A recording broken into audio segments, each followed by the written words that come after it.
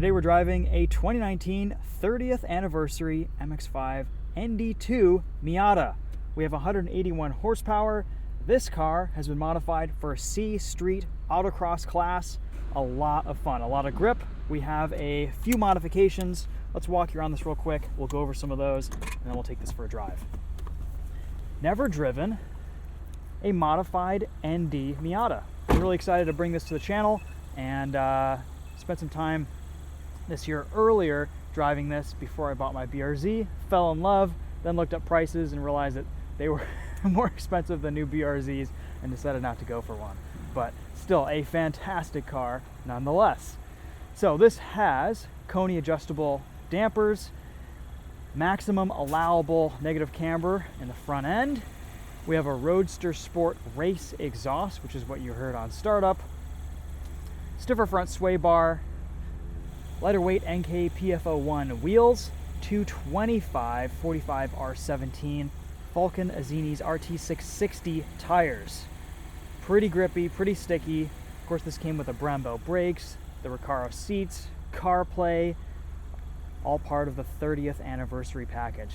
When this car came out, ooh, I wanted one so bad, and pretty hard to find these days.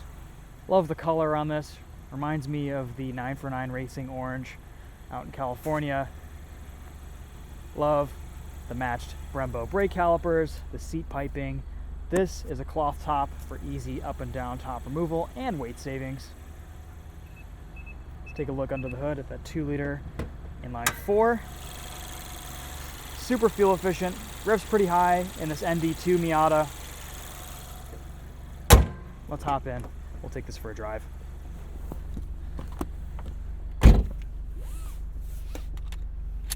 I always forget how relatively small and tight these ND Miatas are.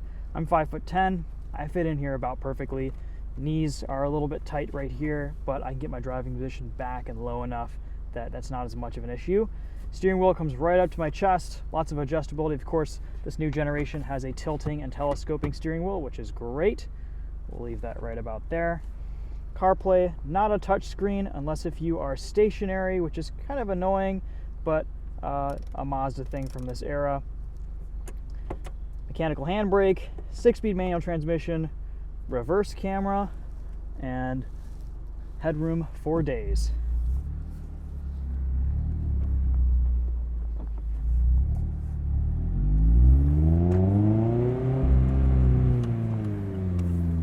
That RoadsterSport Race Exhaust sounds fantastic in this car. I believe it only weighs about 12 pounds. It's super lightweight.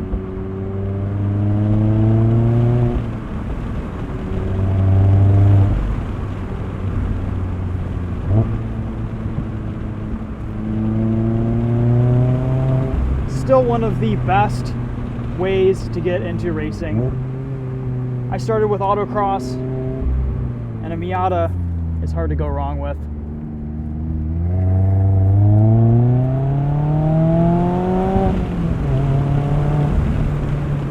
The performance from these ND2 cars is really impressive.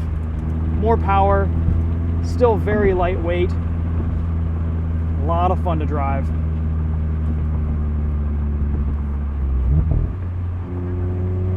Still sounds like a Miata too.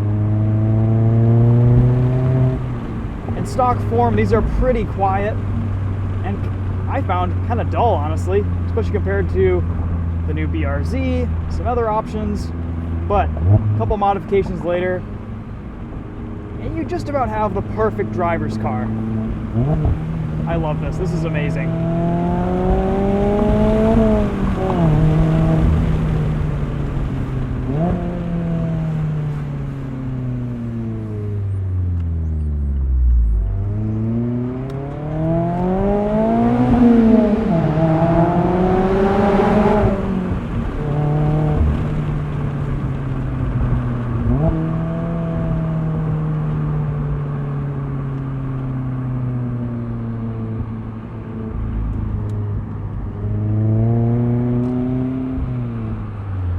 Beautifully balanced, really nice rotation around corners.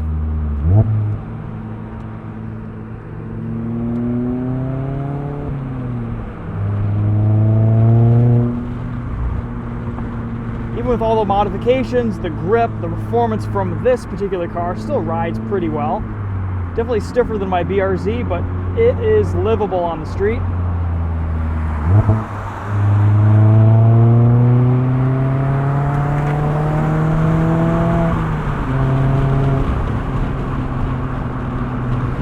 And exhaust really wakes this up. It's so much more fun when you can listen to this 4-cylinder engine sing.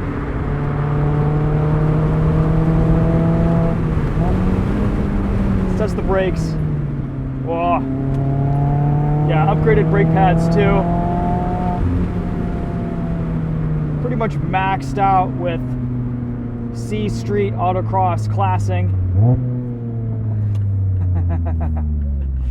Doesn't take much to make these super fun cars.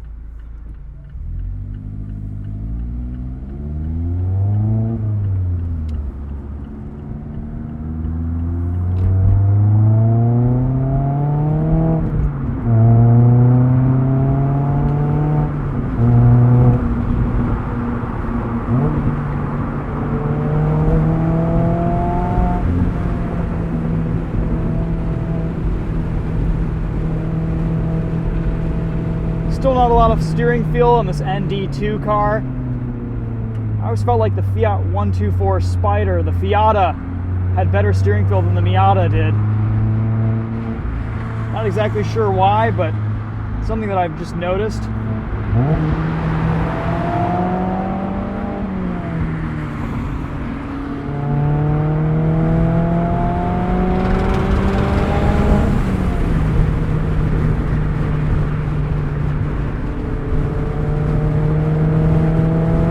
So much fun as a convertible. That's half the charm to these Miatas. That, and you can just do pretty much whatever you want with them. Rallycross, autocross, track day, weekend toy. They actually do pretty well in the winter. They've got decent ground clearance. I love it. And every generation, I think, is about as equally fun. I feel like today the NC is probably one of the best buys. A little bit underappreciated. And with NA and NB prices going up,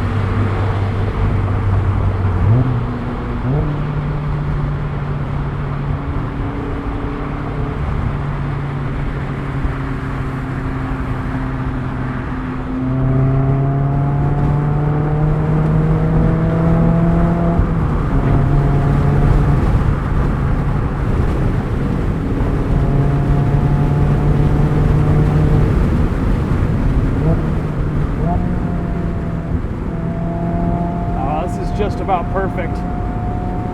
Just beautiful.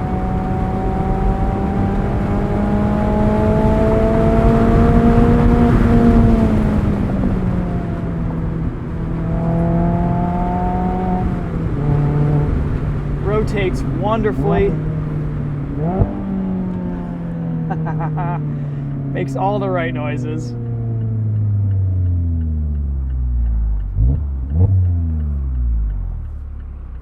This brings me back a little bit.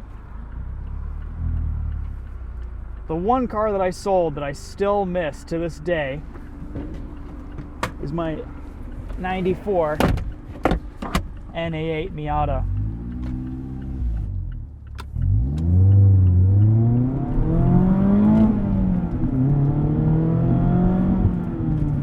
Do some top-up driving.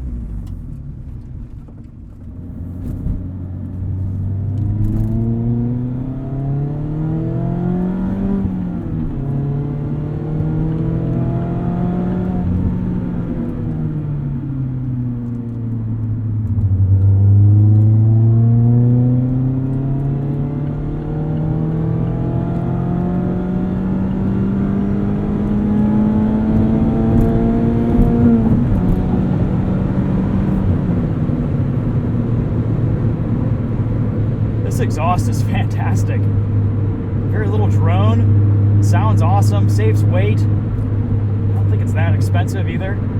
$300-400 bucks.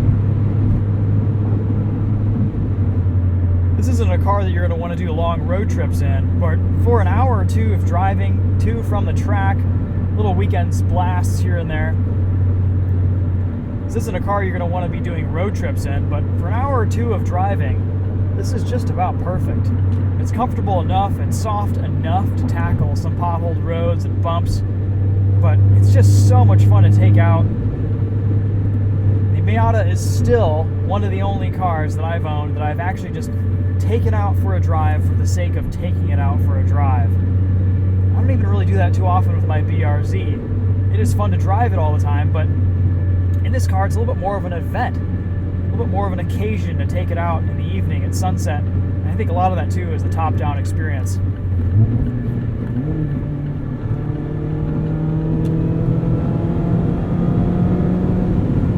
I'm so glad that Mazda has just stuck with their formula and made small improvements to it over the years.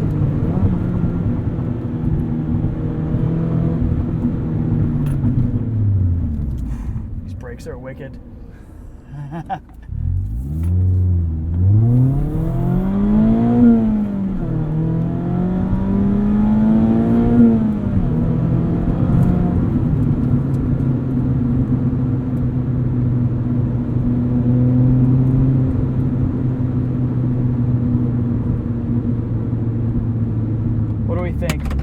Top-down driving. Why not? It's so easy.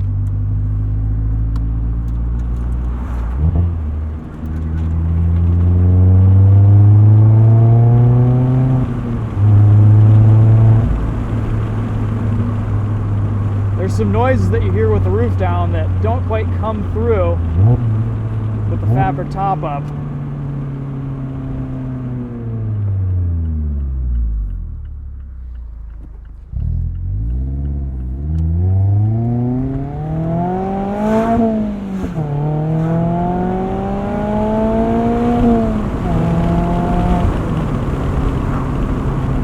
Tons of grip on these Falken Azenis RT 660s. You've probably seen quite a few events, so they might be a little bit heat cycled out at this point. Also, it's chilly.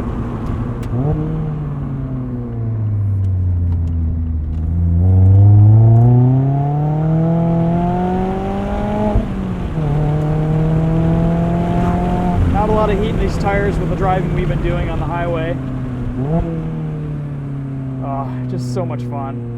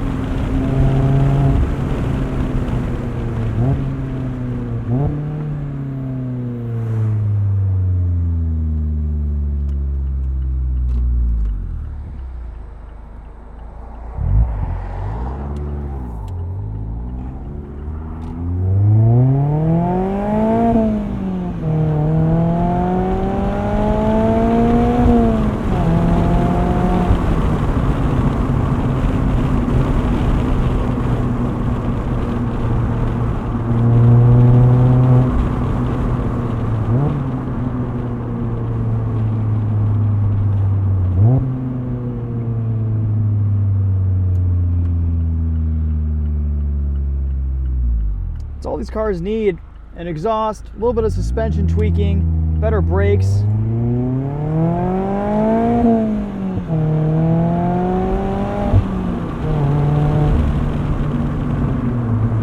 You are off to the races, quite literally. Last year we did a comparison between the S2000, a modified BRZ, and a stock ND2 Miata. And I've got to say I was pretty underwhelmed by the Miata's performance. Granted, it wasn't really a fair comparison because the BRZ and the Miata were modified, but this brings the car up quite a few notches. So much more fun to drive than it is from the factory. A lot of that is noise, some fine tuning here with suspension tweaks, brakes, tires. Really comes together as a very nice package. And yeah, I love the way this 30th anniversary has been set up. It just drives awesome.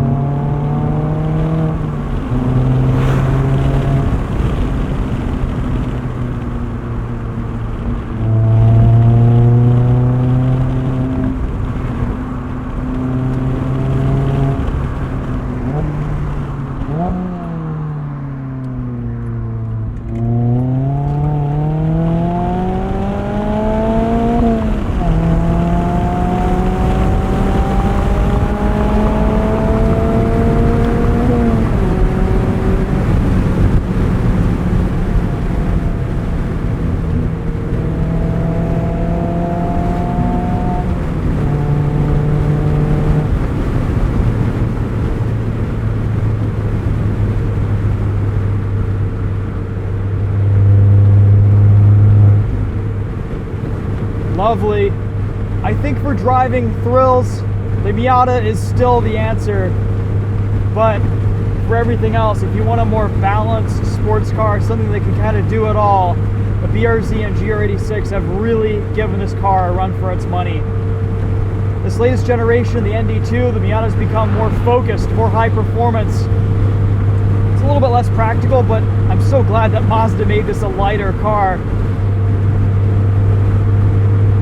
Yeah, I still love one of these. If I had another more practical car, this would probably be one of my top choices as the second spot in my garage. They're just so versatile, cheap running costs, parts availability is crazy. You can do whatever you want to these cars, and they're ultra competitive in autocross. They do great on track, and they're just super fun to drive on the street. There's a great community around them, and no matter what generation you go with, whether it's the latest and greatest or one from 30 years ago, they'll all put a smile on your face.